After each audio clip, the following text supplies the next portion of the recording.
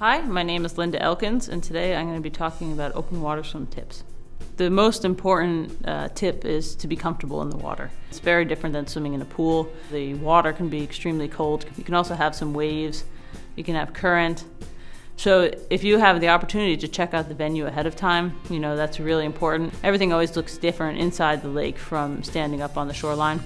Third tip would be to try and replicate that open water environment in the pool.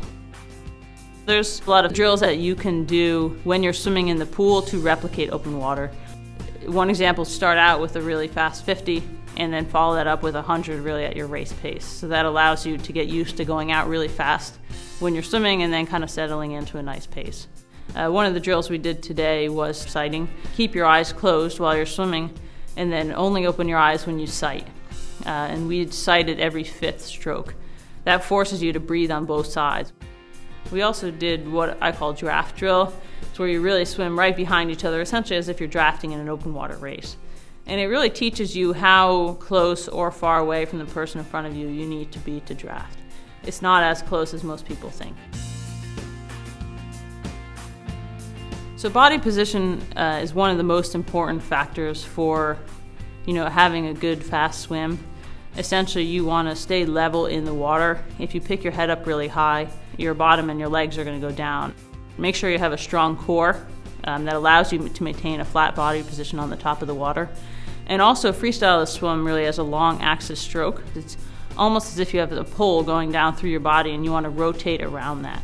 So you're swimming essentially on your sides as opposed to swimming flat on your stomach.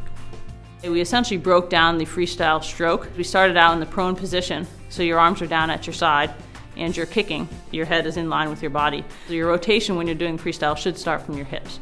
So you're going to rotate your hips to one side like this and then come back to center, and then rotate the hips to the other side and come back to center.